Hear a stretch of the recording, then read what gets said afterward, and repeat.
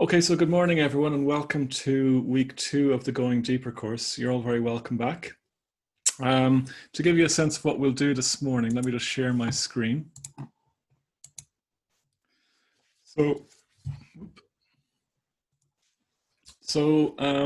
going to open with a short sit just to help us arrive, and then we'll do a review of last week in the home practice, and that will include some small breakout rooms as well for groups of 4 talking about how your meditation practice has gone. And last week we focused on the mindfulness of breathing, and this week we're going to focus on metta and the metta bhavana. So we're going to remind ourselves, what is metta? What is metta, and how do we find the metta bhavana? And I'm going to talk about some common difficulties that people have with metta, particularly with the metta bhavana practice itself, but also generally with metta. We're going to do a long sit then, like 30 minutes or so. And after, we'll have a little break then. And after the break, we'll look at a few more conditions for cultivating metta, for allowing metta to arise. Like everything else in the world, metta arises in dependence upon conditions. And we'll look at those as some of those conditions at least. And then we might do another short sit if there's time, and we'll look at home practice then, and obviously then we'll have time for questions, but throughout as well we'll have time for questions too, yeah? To remind you of what we did last week, so just to recap last week, so we had some introductions. It was the new course. We talked a bit about how we had some exploration of how our meditation practice is and why you're on the course. We looked at 2 aspects of mindfulness. So we looked at presence, so turning up, being present to what's going on in our experience. And then we looked at continuity of purpose, being clear about why we're doing or what we're doing in every stage, and having a sense of real clarity around what we're meant to be doing at any one point in the meditation. And it seems like people found that useful in the sit that we did afterwards, which we did then, the mindfulness of breathing. And then we looked at a few pointers, such as, think of it as the mindfulness while breathing, and think about going into your experience rather than getting something out of your experience, and so on. So hopefully you found some of those useful. And we talked a bit about getting the most from the course. So in particular, I was asking you to increase the amount of time you're meditating. Don't let that put you off. I mean, if you just can't do more than 20, 25 minutes, that's fine. But if you can, do more, yeah? And we looked a bit at home practice then, and how to keep your practice strong this week, what home practice to do, yeah? Oh, what did I do? Yeah, the home practice then, was to connect with what inspires you in meditation, enhance your meditation practice, including doing it for longer. And I was really encouraging you as well to keep a meditation diary. So keep a meditation diary and write in how you got, maybe 2 or 3 sentences, how you got on each time. And then enhance your meditation practice, your mindfulness of breathing practice this week. Focus on an aspect you found useful in particular, like some of the stuff we talked about last week. Excuse me. And yes, that was the home practice for the week. So hopefully, I know some of you weren't here last week, but hopefully you got to do that.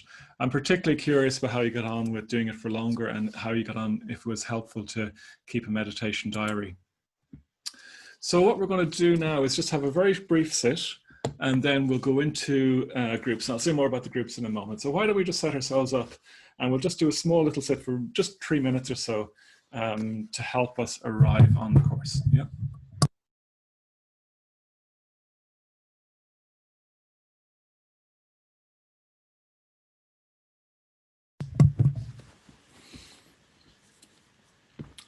So just settling into our postures, and this will just be a very, very brief arriving. So closing your eyes.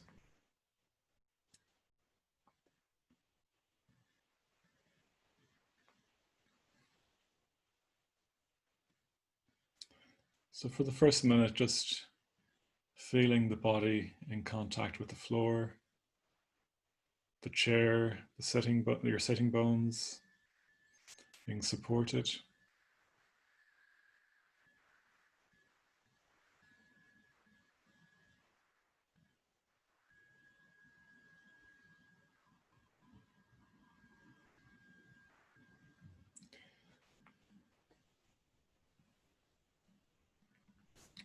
What can you feel in your stomach and abdomen?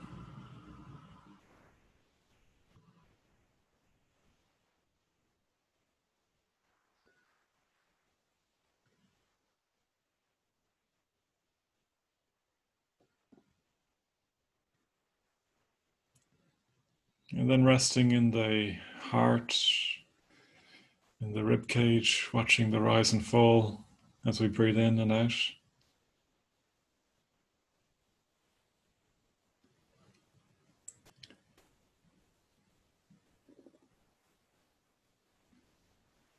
With each out breath, just letting go that bit more into sitting here.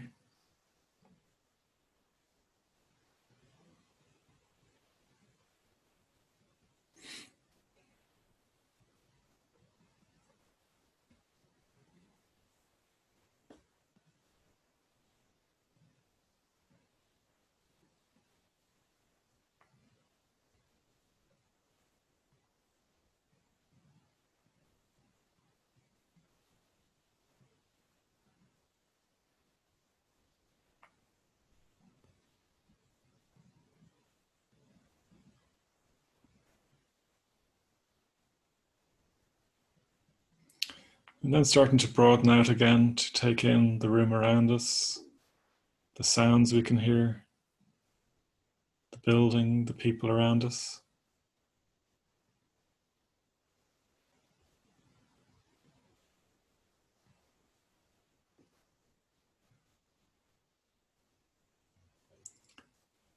And drawing the practice to a close when you're ready then.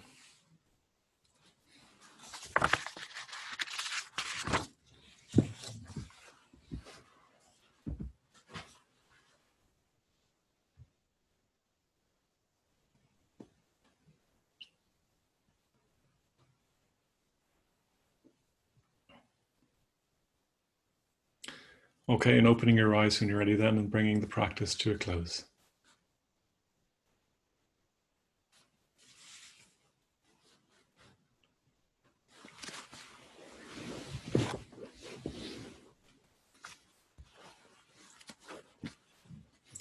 Okay, so what we're going to do now is go into small groups. So I did warn you about this last week.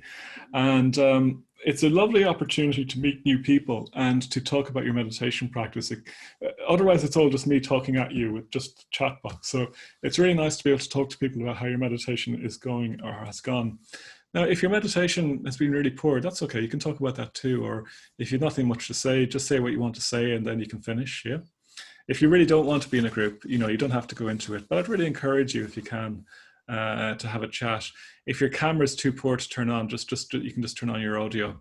So a couple of things about the groups. So when you go into the group, please remember what room you're in. So each room has a number so that if you drop out, we can put you back in your room, okay? So remember what room you're in. And when you're in the group, could one person take on kind of hosting the group and keeping an eye on the time? So maybe the first thing you do is decide who's going to be the person looking after the time. Now Kevin will send Kevin's there taking care of the technical stuff. I'll allow him to introduce himself after the groups, but if one person could say, right, I don't mind keeping track of the time. And what you need to do is remember that each person has, if in a group of 4, each person has 3 minutes to talk about how their practice has gone. So you need to be quite strict with the time or else the last person gets squeezed out, I'm afraid. So don't take it personally if someone asks you to move on. And I want you to just report in very briefly about how your meditation practice has been during the week. How is your mindfulness of breathing? Did you keep a journal? Did you sit for longer? Was anything we covered last week useful in your week?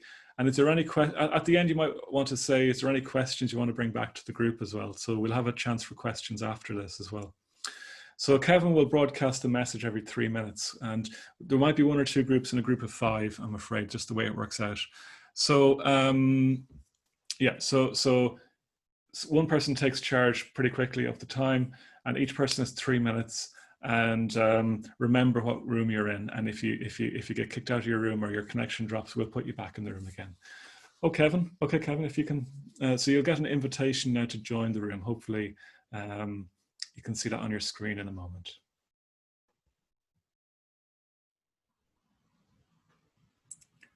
Is that everyone back, Kev? It is. Okay, good. Okay, so you're all very welcome back. Let me just check everyone's still. Yeah, I think everyone's in now. Okay, good. As in they're not connecting with audio anymore. Yeah, you're all very welcome back. Oh, so that was the breakout rooms. Sorry, some of them were a bit bigger than we planned. There was 6 in one, someone just said. I hope that was okay, talking to other people, interacting with other human beings. You might be a bit rusty after with the lockdown, but it is actually really nice to talk to other people on the course. So we'll be doing that each week from now on the rest of the course. If you have any questions coming out of that, or if you have any questions from your week, or I'd be really curious to hear how you get on with the meditation journal, for example, please do let us know in the chat box. But I just want to, Kevin wasn't here last week, so I just want to hand over to Kevin. I'll mute myself so that he can just introduce himself as well. So Kevin. Mm-hmm.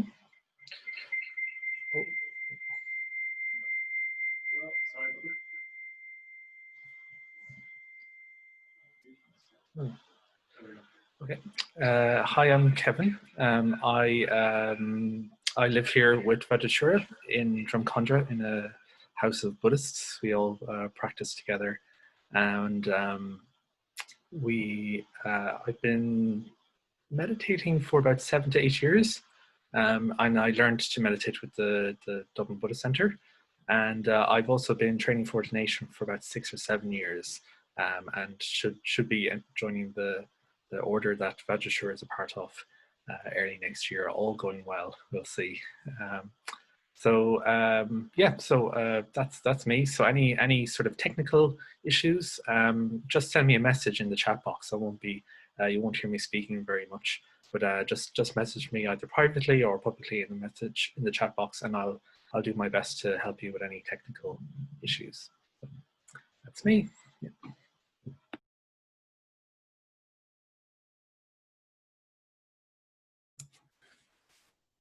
Okay, you can hear me again, Kev? Okay, great. So let's see. So some people were saying that they really enjoyed being in the group. That's good. Someone in our group writes something down before and after a sit: physical, mental, emotional states. That's a good idea for your journal. Yeah. I haven't seen any more questions, but do send them in if you want. I think a meditation journal in particular can bring a real clarity of purpose to your meditation. So I'd really encourage you, if you haven't been doing that, to do that. Okay, why don't we move on? And if there's questions, you can still keep sending them in. I'll answer them in a little while. Okay, so let's move on to the metta part of the night of the morning. So, okay, could you just give me 1 second here to get everything. So, what is metta? Just to remind you what metta is. So metta is this word from the Buddhist language which is Pali, it's called. It's like a Buddhist Latin, you could say. And it has various translations. So loving kindness is the usual translation that we use. It can also mean simply kindness. I was really encouraging you in the beginner's course, if you did that with me, to find your own word that communicates it well to you. Yeah, friendliness is a word that works well. You could think of it as a kind of an honesty in terms of an emotional honesty. Just that's an aspect of it, certainly. There's an aspect of metta which is self-forgiveness, being kind and self-forgiving to yourself as well, but also being kind and forgiving to others. So that is an aspect of metta as well. You might indeed have noticed this already in your metta bhavana practice when it comes to your workings with the difficult person, and indeed maybe yourself as well. Relaxation doesn't fully encompass metta, obviously, but metta does have an aspect of ease, of being at ease with other people too, a kind of an emotional ease and warmth and openness to them. And that indeed is the next one, openness. You could think of it as confidence. So I know that on the ethics course I'm doing at the moment, which some of you are on, we did talk a bit about, does metta mean you're less kind of you're more vulnerable to other people? But actually, metta is a kind of a confidence, and I think openness and confidence go very well together. When you've nothing to hide, you can have confidence in a way. You can think about that if you want. Emotional courage, you could say. And connection. So connection is really important in the metta practice as well. We have a sense of connection with the person or connection with ourselves. So these are all, let's see, these are all words for metta that we can use. And if we're in the center doing the course together, what I'd ask you to do now is I'd ask you to pair up. In fact, I'd ask you before showing you this slide, I would ask you to pair up and without using the words metta, kindness, loving kindness, or friendliness, or love, imagine you met an alien from outer space and you had to explain what metta was to them. Yeah, so imagine you met an alien from outer space and you had to explain what metta is without using loving kindness, friendliness, love. Yeah. So that might be an exercise you want to do yourselves. We could go back into the groups, but we don't quite have time now this morning. But that might be something to think about. How would you describe metta in your own words? And that could be very, very useful for the Metta Bhavana practice. And indeed, I found the question, what is metta, a very useful one to stay with when well, for years after I started practicing. What is metta? And you're always curious, what is metta really? What is metta really? And always trying to come to a deeper understanding of what metta is. Yeah. So that's what metta is. I mean, the fullest definition, as I've said in the beginner's course, is the desire, the wholehearted desire for the well-being and happiness of another person. Yeah, or indeed yourself as well. It's the wholehearted desire for the well-being and happiness of a person. So it's an active desire for someone to be well. Yeah, and we'll come back to that in a few minutes, actually. So just to remind you of the stages, I won't spend very long on this, but I'll lead us through it. So we develop metta for ourselves, for a good friend, for a neutral person, for a difficult person. And then we develop metta equally for all four people. And then we open out our metta for all beings everywhere. Yeah. And we can use the phrases, may you be well, may you be happy, may you be free from suffering, may you grow and develop. Okay.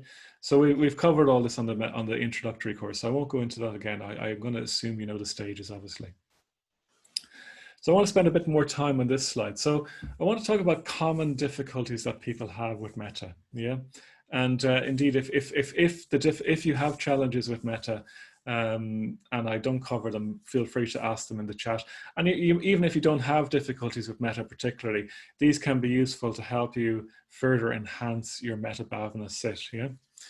So a common view I think that people come across is that we assume the practice should be easy. Yeah. So we assume the metta bhavana should be easy, and that we should naturally just feel metta easily. Yeah. And often when we accept that sometimes the metta bhavana is difficult, the practice goes easier, actually. The practice goes a lot smoother. I mean, the difficult person stage, in a way, is kind of meant to be difficult, actually. I mean, otherwise it wouldn't be the difficult person. So we assume the practice should be easy, that we should just feel loving kindness for all people unconditionally. And maybe even we get a bit hard on ourselves when it's not easy. Oh, why isn't it easy? I should be feeling more metta. Yeah. So don't assume the practice should be easy. It can be easy at times. It can really flow at times. But at other times it might be more challenging. And I'll come back to this in a few minutes, but one of the things that I think we need to do is make accepting of the difficulty your practice. Yeah, make accepting of the difficulty your practice. So respond with kindness to the fact that it's difficult, if the practice is difficult.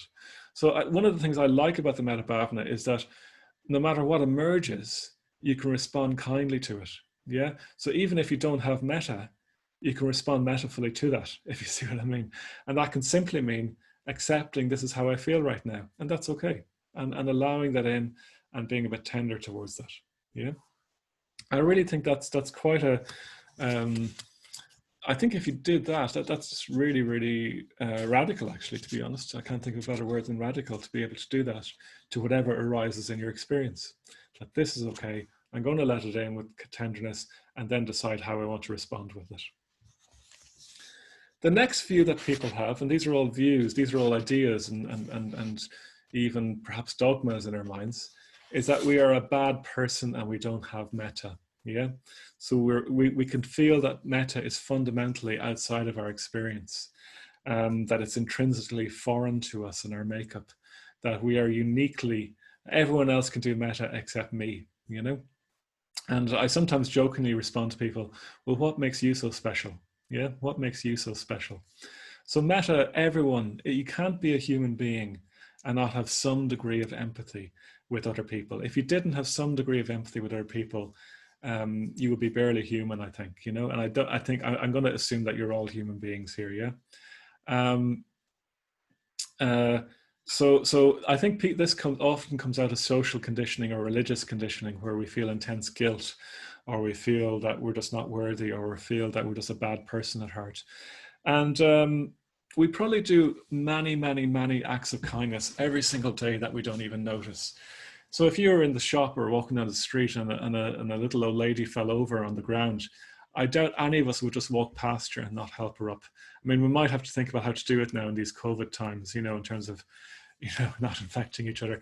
But I'm sure all of us would be concerned for the person. All of us would want to help them.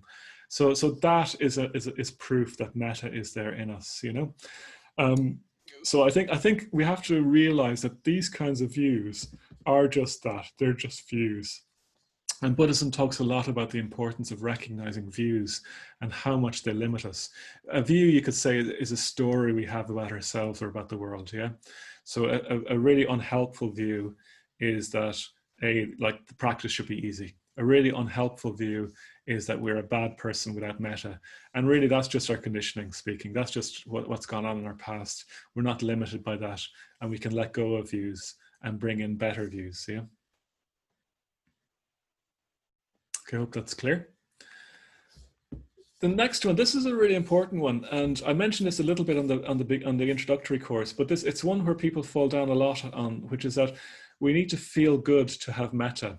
So when we're in an experience of real metta, when we really want the person to be well, that feels very pleasant.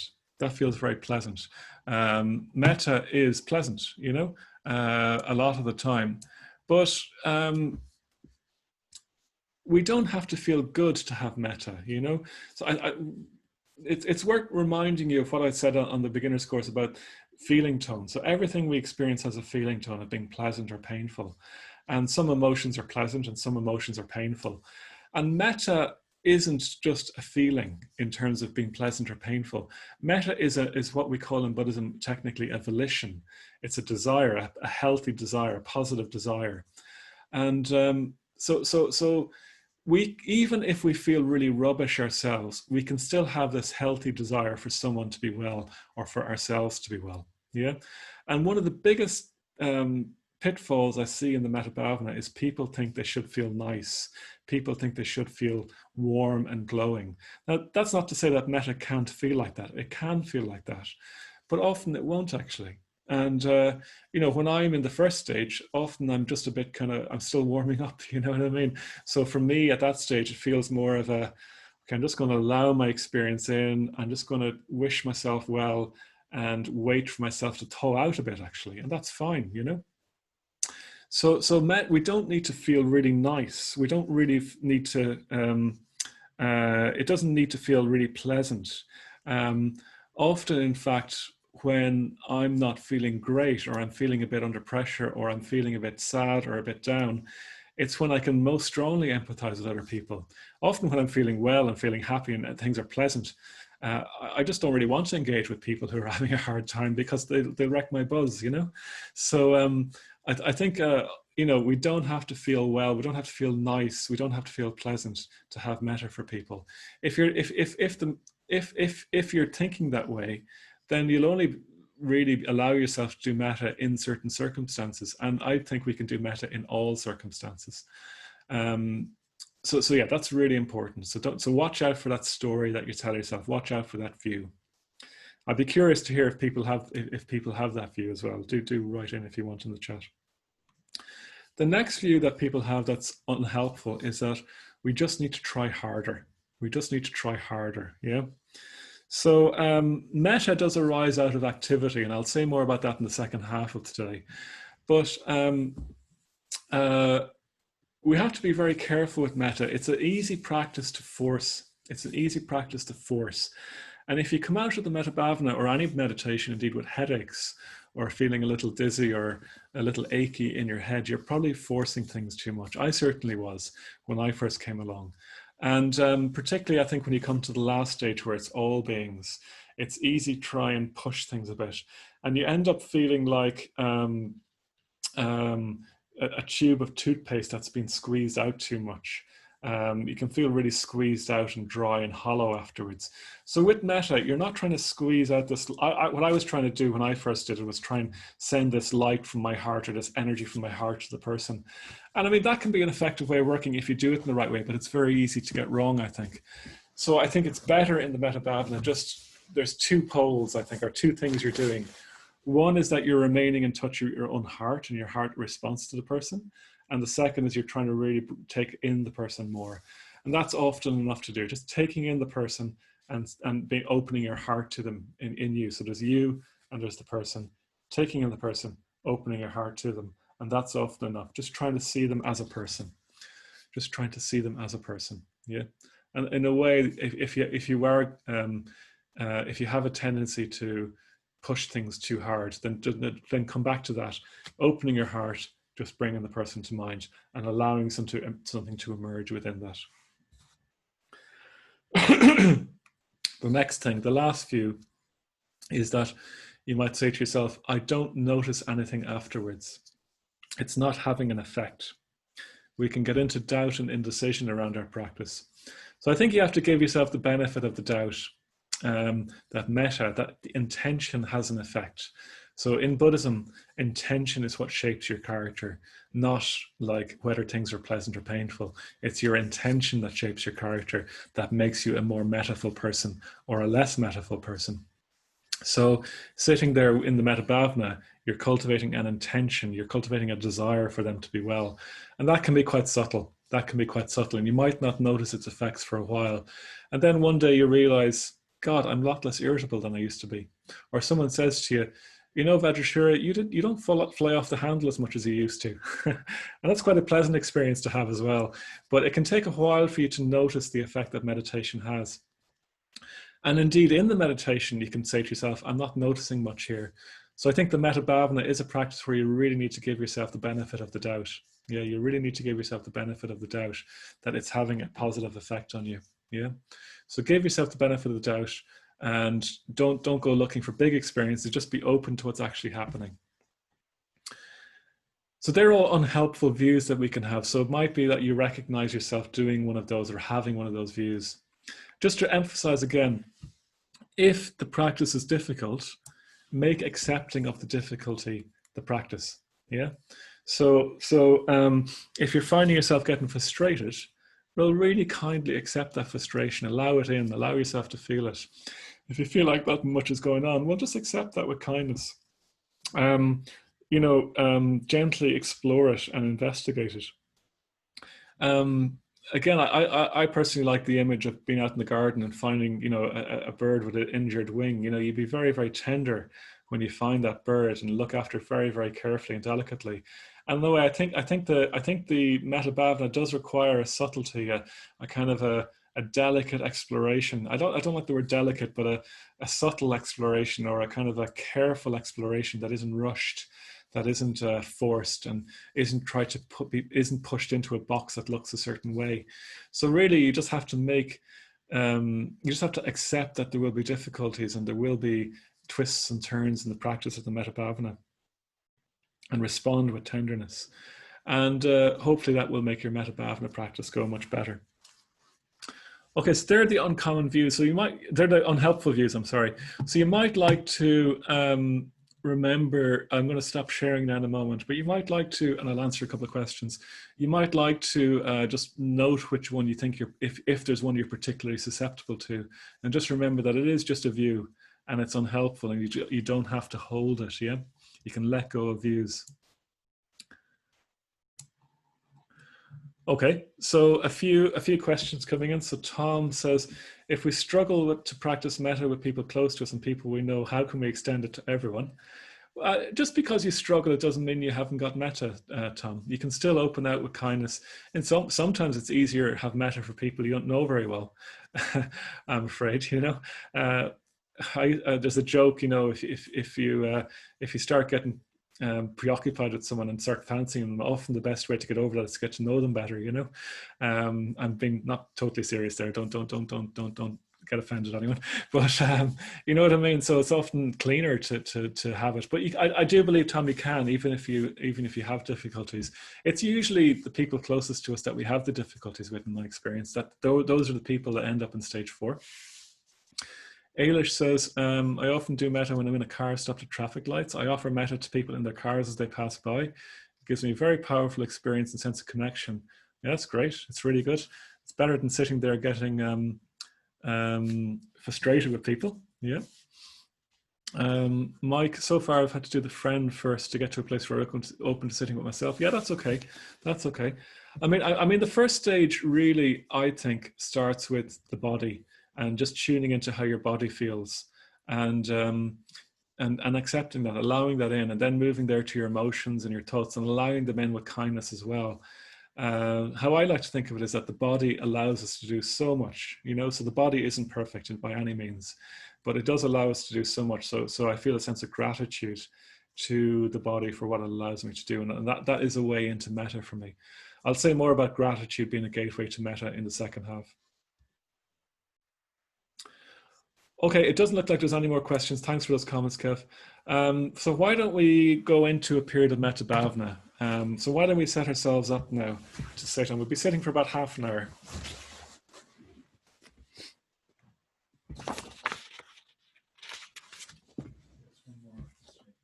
Oh, there's one more question, yeah. So while we're setting up, when in the difficult person stage, do you know you're ready to move to a very difficult person as opposed to someone of, oh yeah, are we ready to move on, I guess you're saying, to a very difficult person?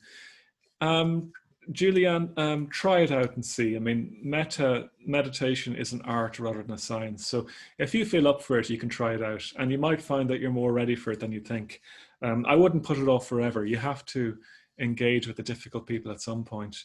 I was recommending in the beginner's course to keep it to reasonably easy people at the start, but you've probably all been meditating now for a few weeks, if not a couple of months. Some of you more, I know.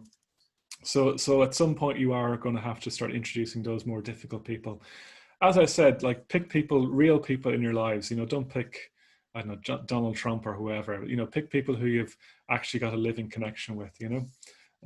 But yeah, I'd encourage you to move on, Julian, if you want. And don't hesitate to come back to more easy people as well if you don't feel up for it, or it's not quite the right time or whatever, you know.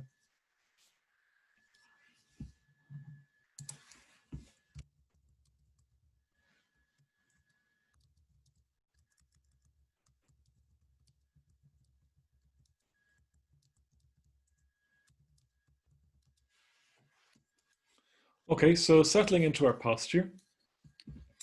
When we're ready, closing our eyes. I will be sitting for about 30 minutes.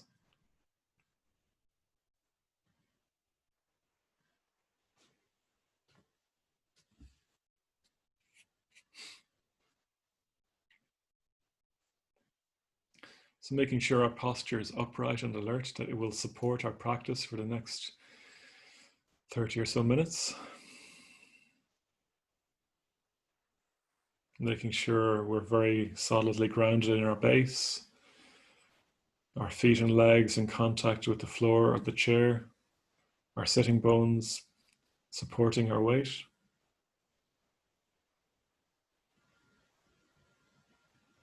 Our spine is upright. The crown and the back of the head lifting towards the ceiling, extending our spine. Our chin's just tucked ever so slightly down. The hands supported. The chest open and relaxed, the shoulder blades slightly moving towards each other just to open the front of the chest.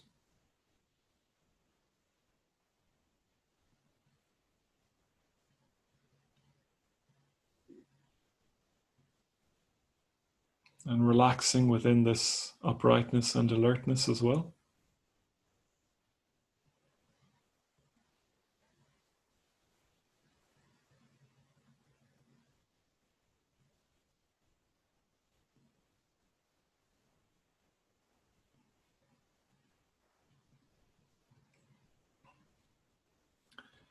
And allowing sounds to be sounds. Allowing our surroundings to be our surroundings.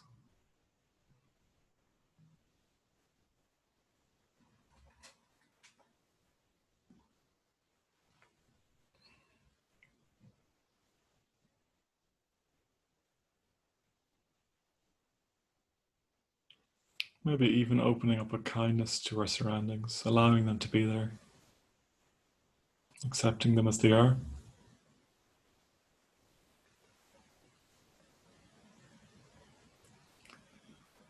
Tuning into the body then,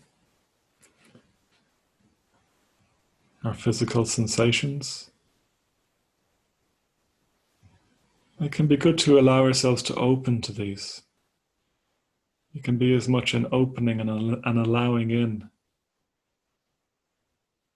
as a becoming aware of. So opening to the body, allowing it in to our awareness. Allowing our body to be soaked in awareness.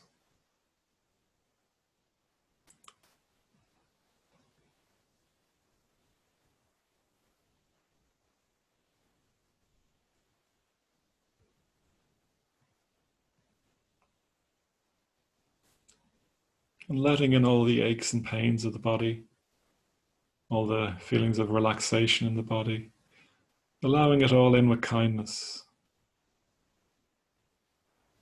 Even appreciation. The body allows us to do so much for all its imperfections.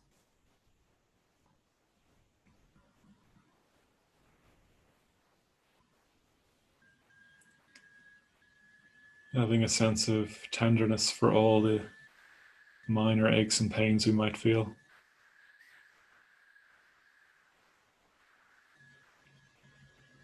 Allowing the body to relax more as we do this as well.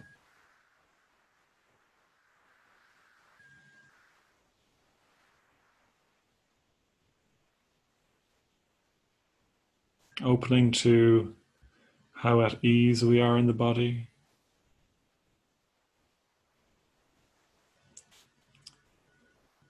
Bringing metta to the body if we can.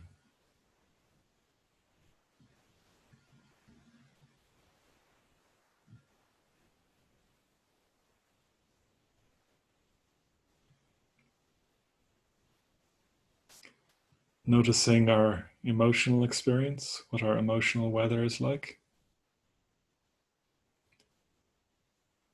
And again, we can allow that in. We can allow this in with kindness. Allowing ourselves to feel it. We don't have to get lost in it. But allowing this in as well. Opening to it with kindness.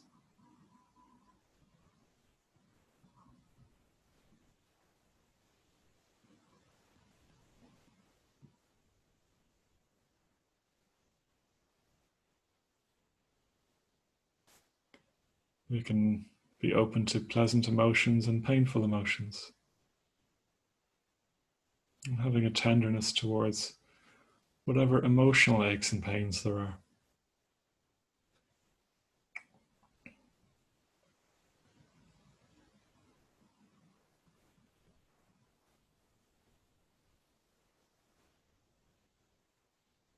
Or being open to whatever feelings of happiness and joy there might be as well. And allowing this in with kindness.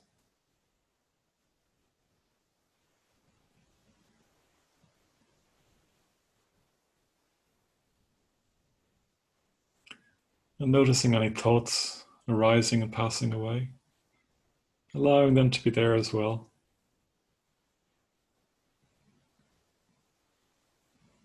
Sense of kindness towards them without getting lost in them.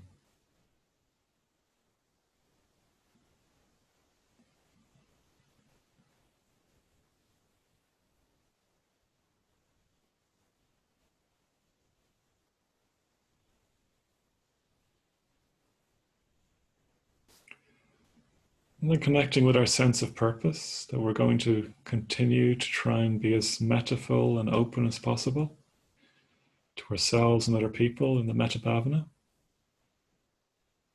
And if there are difficulties in the Metta Bhavana, we're going to be open with kindness to those difficulties, accepting those difficulties with warmth, with tenderness, with acceptance.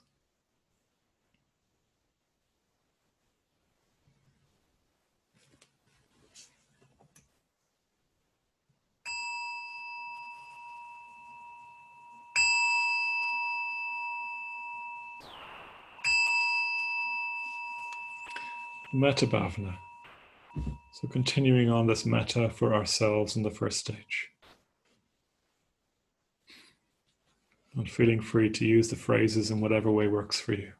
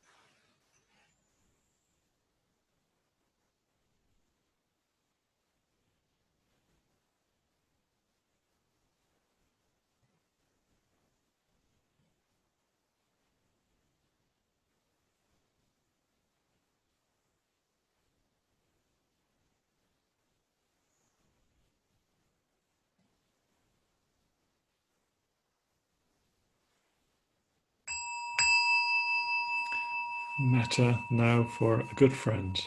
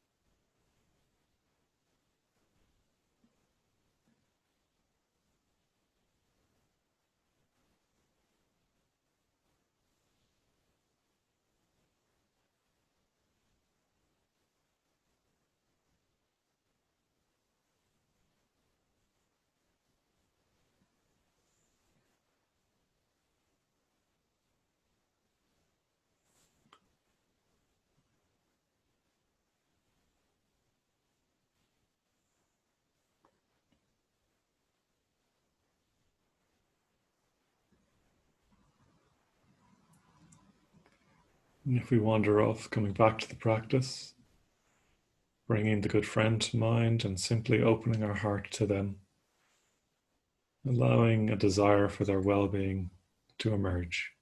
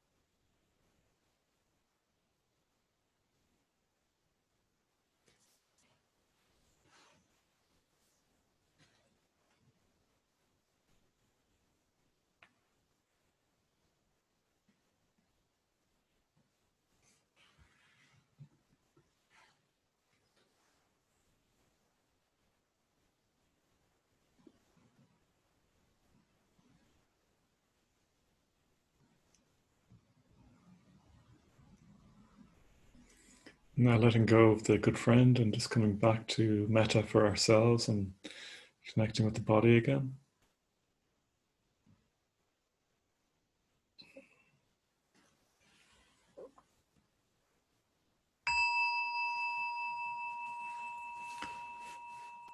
Metta for a neutral person. So opening, bringing to mind a neutral person and opening our heart to them, wishing them well.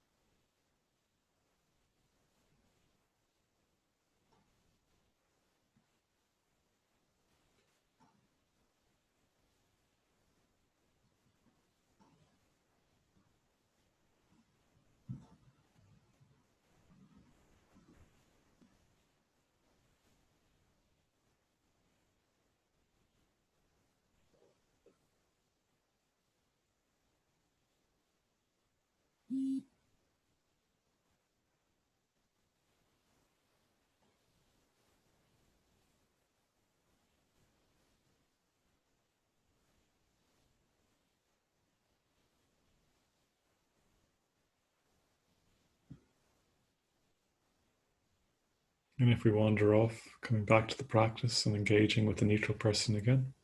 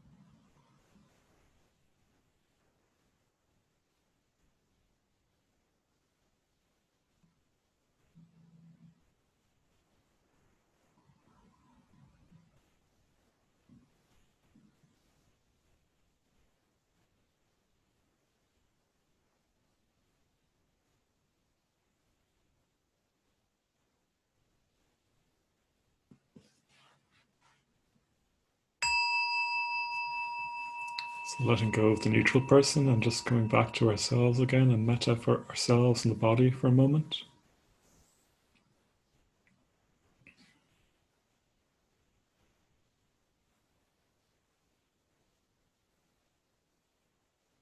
And then when you're ready, bringing to mind, opening our hearts to the difficult person.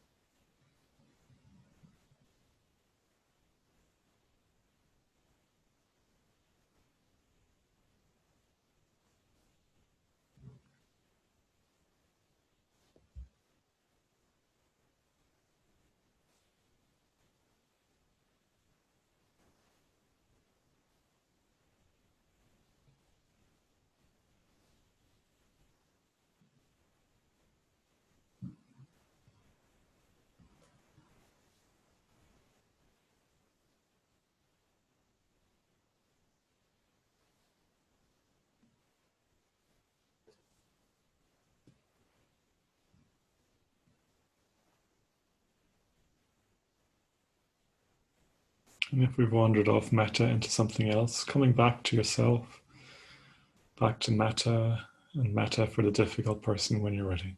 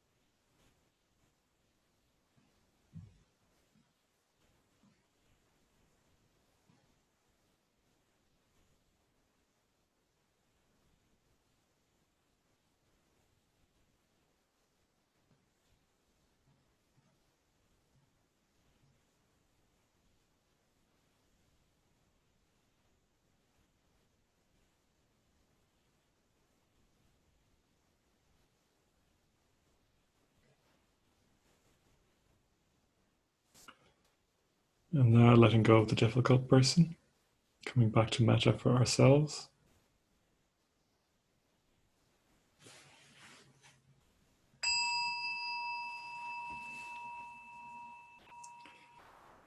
And now opening equally our hearts to all four people.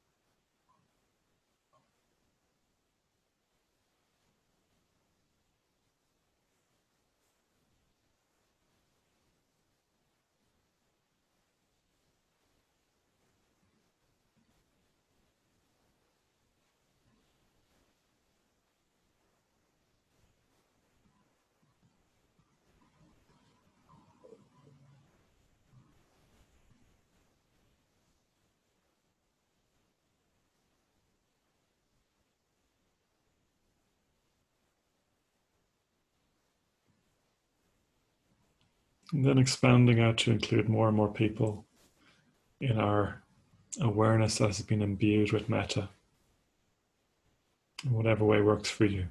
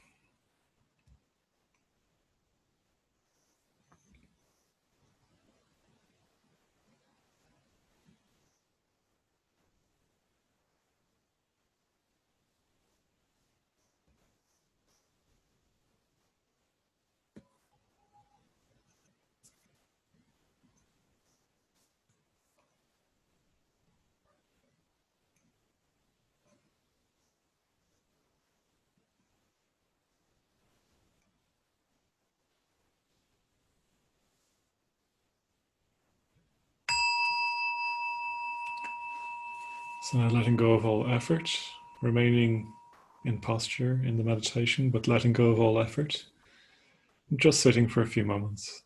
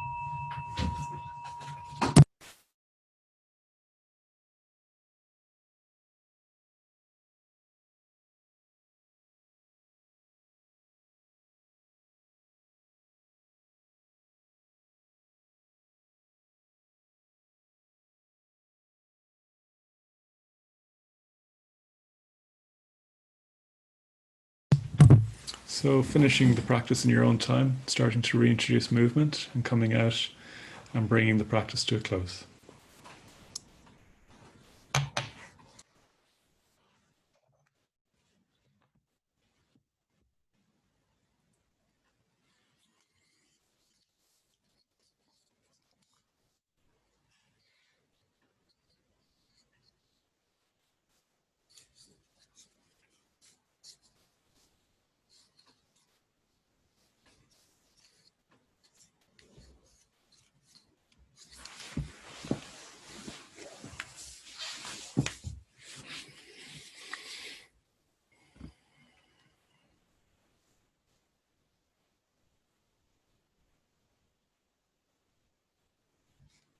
Okay, so people have questions coming in. That's great. I'll get to those in a few minutes.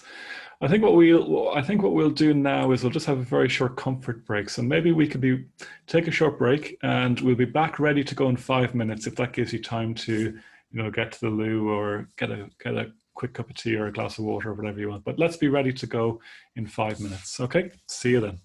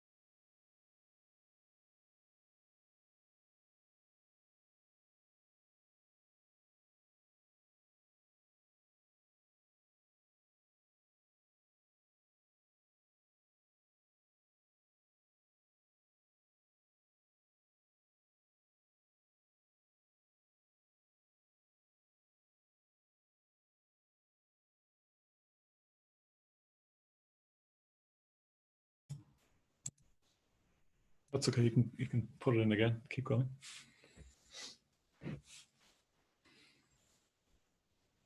Press shift and return. Yeah, it didn't work. Okay.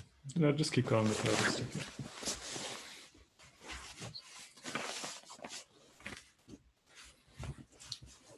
If you're back early, by the way, folks, you can always write in some questions or comments if you have them in the chat while we're waiting for everyone to return.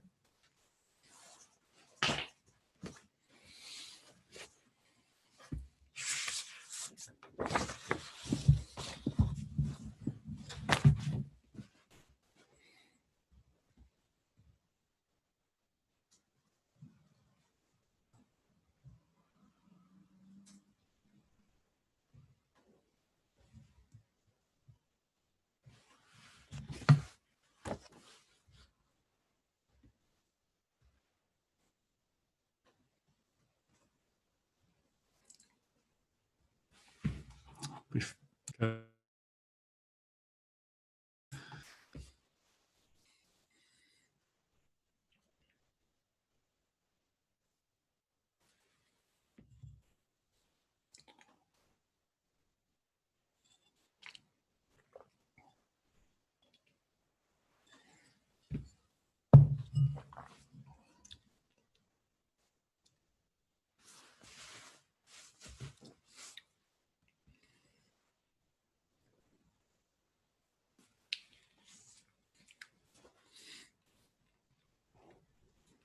Okay, so we'll kick off again. Let me just see.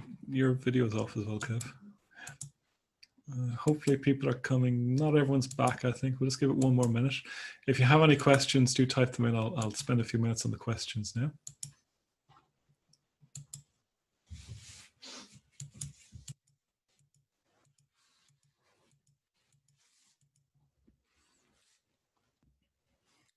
Okay, so while we're waiting for people, the last few people to come back, I'll just start answering a few questions. So Adrian asks a good question.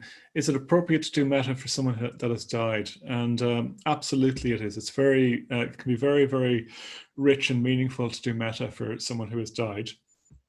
But in the early stages, we recommend people not to when you're just starting to get to know the practice, because it might be that grief can emerge and cloud you're learning how the practice actually works. So if you feel like, like with the difficult person early on, if you feel like you are in a position to really take that on, then by all means, I think it can be very, very good, healing even, to do metta for a person that has died. And the Indian tradition, the Tibetan tradition especially, would talk about how, you know, would believe in rebirth, and it would say that immediately after someone has died, it's incredibly important to do metta for someone who has just died. They will benefit from that. They need a lot of metta. So that's up to you, Adrian. If you feel you're ready for that, that's fine. Yep. Dimitar says, I find it really difficult to find a really difficult person for me, as I tend to exclude such people from my life. Well, maybe don't look for difficult people then. Look for people you exclude from your life and put them in the stage, you know? And you might not know them terribly well, but bring them to mind anyway. A really good description I've heard of a difficult person is you're sitting on a bus, there's a seat beside you. This is pre-COVID lockdown times, obviously. And if you'd like them to sit beside you, they're probably a good friend. If you see them and you know them and they come on and go, oh, I hope that person doesn't sit beside me, they go in the difficult person stage. And if you kind of feel meh, they're neutral. Okay, so just pick someone and don't worry if it's exactly a difficult person. Someone else is saying my mind wandered more than usual, Mike, because you've not done the metta. If you don't do metta bhavana in a while, in a way you kind of have to relearn it each time, and it's less engaging. So you do have to keep a momentum with metta bhavana, perhaps more, I find, than with the mindfulness of breathing. Mike comments that starting with the body helped. Emer says that once you get to the difficult person, my heart closes off and I feel physically bruised, and I find it difficult to open up again to include all beings. Yeah, I mean, that is the difficult stage in a way. And I think, don't think that you're doing anything wrong there, Emer. And I think just when your heart closes off, I think the response is just to have a tenderness towards your heart again. You might even need to stop and just kind of allow it to open. But it's in that opening and closing of the heart that you learn, you know what I mean? So you're not doing anything wrong there, and that is to be expected. So so don't worry about that, but just keep trying to do it, yeah? Marianne, would you recommend the best time of meditation, best time of the day to meditate? Marianne, it's whatever works for you, really. The best time to meditate is when you're actually going to do it. Yeah. So if you decide you're going to do it every morning before breakfast, but you never actually make it up, that's not the best time to meditate for you, you know? For me, the best time is first thing in the morning. A friend of mine, she needs to eat beforehand or else she'll fall asleep. So best time for her is after breakfast. Best time for other people is at night. Whatever, the best time is what works for you. So pick a time and try them out, yeah? With the difficult person, you're going through the motions and really thinking it would be better if they changed. That's fine, yeah, that's understandable. It'd be great if the difficult people could not be difficult, wouldn't it? But I guess you're trying to leave that aside for the moment as well. I mean, doing metta for them does not preclude the possibility and desiring them to change, you know. May you progress might involve a degree of wishing they were wiser and better in the world, you know. And even if it feels like you're just going through the motions, at least try and come back to the intention, I want this person to be well. For me, in that difficult person stage, what I found myself doing is less the metta bhavana of actively wishing them well and just trying to remember that they're a person. That's what I ended up doing for some of the difficult person stage there, just trying to remind myself they're an actual person. And then I was able to get into the metta again. So it is a process, the difficult person stage, and you don't have to be there always doing metta. Sometimes you might need to reflect on them and remind yourself that they are a person just like you. Yeah, that's great, Dennis, about forgive us our sins. Yeah. Theo says, if you don't have that many people that you consider difficult, it's fine to repeat them. Yeah. Theo. Roisin, should you be doing both metta and mindfulness every day? Well, usually people alternate them, but if you do 2 sits a day, if you're really diligent, do both. One in the morning, one in the evening, or do one, have a break, and do another one. But most people probably do them every alternative day, and that's what we recommend. Yeah. Adrian, it doesn't need to be the same time every day, but I think there is a value in routine, in doing it at the same time, because your mind just knows that it's going to meditate then. So I do it everything first thing in the morning usually. Now and again I do it later in the day, but my mind almost knows that it's time to turn towards meditation. So I think routine is really valuable in meditation. Just like you brush your teeth every morning, it becomes easier to do. And I'll come back to Eilish in a second, because Sylvia has something similar. I'm meditating in the mornings every day. If I change the time of meditation at this stage, would I find it difficult to sit? I think just try that, Sylvia. You can't get too rigid about the times you meditate either, So Eilish, I found myself clenching my jaw when I was a difficult person, but because you brought us back to the body so often, I became aware almost immediately of what I was doing and relaxed. So that's great, Eilish. Everything we experience emotionally, it probably has a physical manifestation, So if we can relax the physical, it'll relax the emotional as well. And so coming back to the body is really good. Michelle, I would vary the people over time. Don't just stick to the same people. Yeah, definitely vary them. But you can stick to the same people if that's what you need to do right now. Bernie, is it okay to sit in the chair? Oh, absolutely. Yeah, just sit in a chair. It's fine. You don't get particularly a difficult level of meditation on a cushion. I find it a bit more grounded myself, but I came off my bike a couple of years ago on the Lewis tracks, as many people do, unfortunately, and I had to sit in a chair for about 6 months, and it was completely fine. I had just as good meditations in a chair as I did on the ground. Dennis finds it hard to do more than 10 minutes when he's on his own. That's fair. That's understandable, Dennis.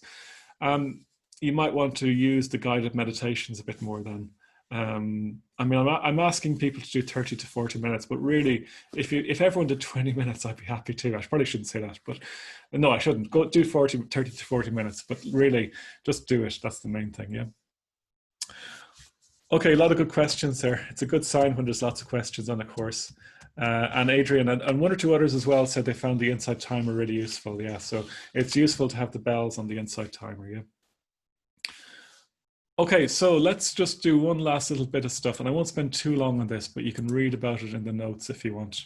Oh, I forgot to say, sorry, one other thing. Kevin shared some links there in the chat box about 20 messages ago. So, if you want to see all of our online events, dublinbuddhistcentre.org/online, and a date for your diary, we do have a retreat coming up from the 2nd to the 9th of August. So if you want to do a week-long retreat online with us, have a look at that.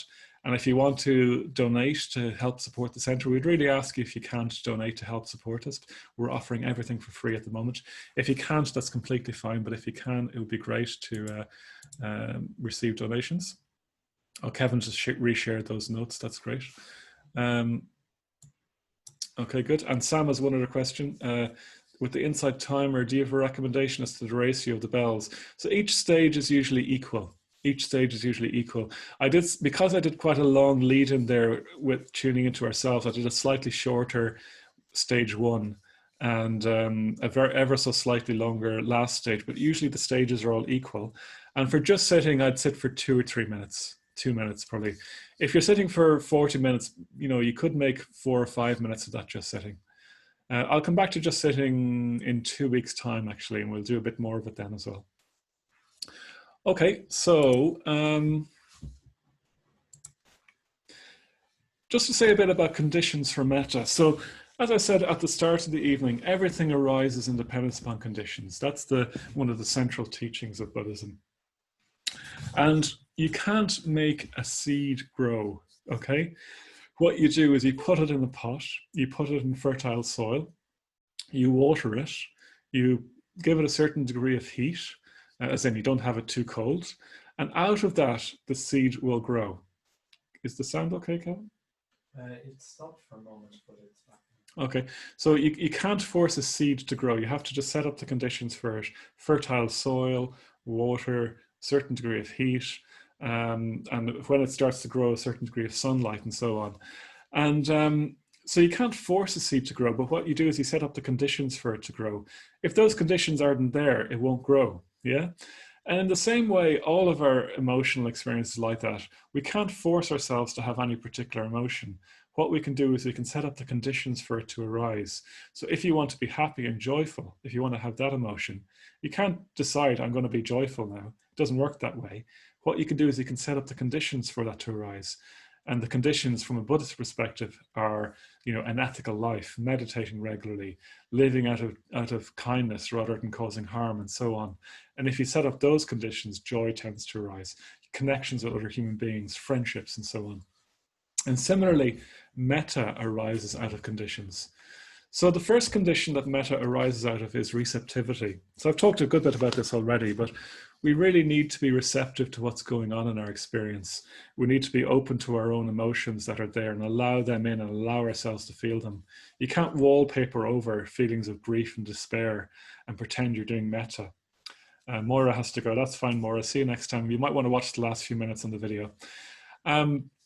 So receptive to ourselves and being receptive to what's going on and responding appropriately and tenderly to what's going on internally, and not just pretending it's not there, or even forgiving ourselves if we need to. And also receptive to the other person, just really taking in the other person really deeply.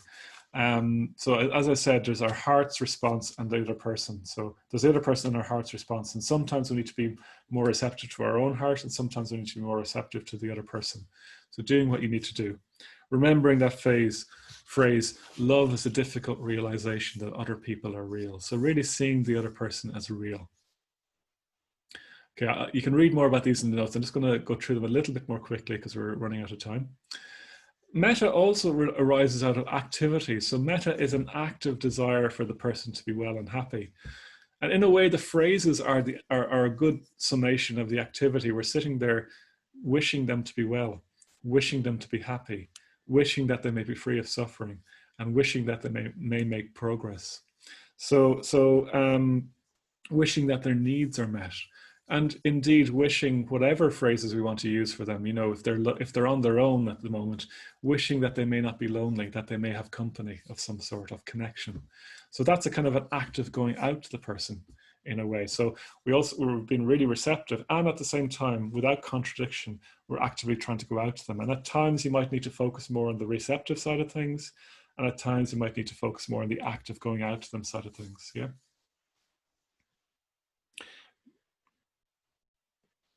Metta arises out of gratitude. So one of the reasons why it's so much easier to do the good friend stage is that often we're very appreciative of them. We admire their good qualities. They bring us benefit in our lives. And the Buddhist word for gratitude is katanyata, which means that you're aware of how you've benefited from someone or something. Yeah. So being aware of how you've benefited, and that in itself is gratitude from the Buddhist perspective. So our most obvious sources or objects for gratitude are our friends, our family, our teachers, and so on. We can be grateful to nature for all the beauty in it, particularly at the moment in summer, despite the rain.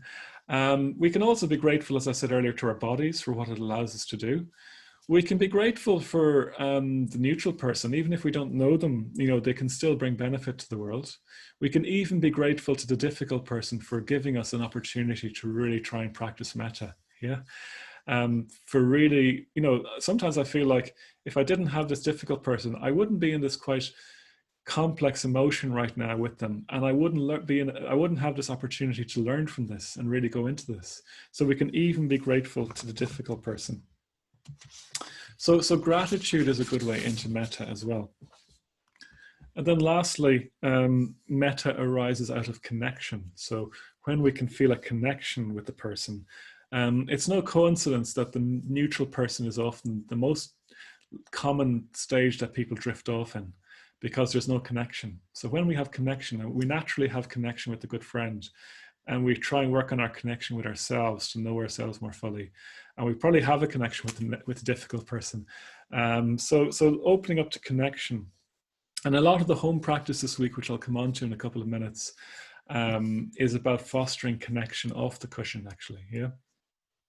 So trying to cultivate friendships off the cushion, rejoice in your friends, avoid harsh words and conflict that bring about disconnection. If we live a life of connection where we're surrounded by people we do feel connected with off the cushion, our meditation on the cushion will be a lot easier and it will be a lot more rich, yeah? And you could even ask yourself in conversations with people, how can I bring this connection deeper? How can I bring this conversation deeper? How can I bring this communication deeper? And it might be by saying something. It might be just by trying to take them in more and really listen to them and so on. And I found that a really useful practice to do when I'm with people. How can I take this communication deeper? And communication might even mean simply sitting with them as you do something together in silence. There's all kinds of degrees of communication. So metta arises out of connection as well, yeah? So again, feel free to write any comments or questions on that. Because we're nearly out of time, let's look at the home practice this week. So the first thing I want you to do is to act on your metta off the cushion. Commit random acts of kindness for people, or on people, whatever's the best word to use.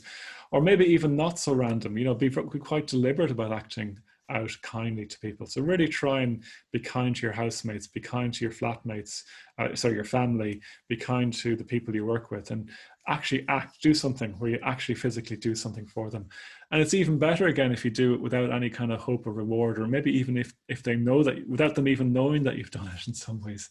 You know what I mean? It's just nice to do acts of kindness for people, yeah? Enjoy beauty, and in whatever way, in whatever form that takes. So beauty is a really good way of entering metta. So beauty and metta are very closely linked.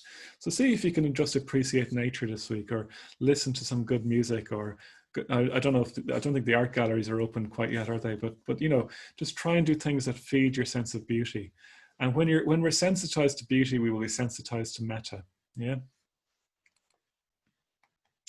Become a better listener. Look for connection. I've already talked about that a bit. Galleries are open. Thanks, Sam. I knew you'd know that. That's great. Yeah, look for connection in all your interactions with people. Express yourself more to your friends. You know, be more open. Take more chances, and rejoice in your friends, to them or to other people as well. You know, just express your appreciation for your friends, and keep using your meditation journal.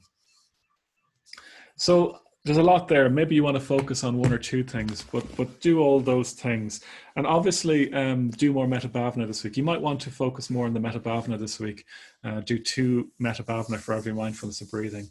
But do all those practices as well off the cushion, and keep doing your meditation journal as well. That's all I have to say. Don't forget to donate if you can. We have a few minutes for questions rather, if you want.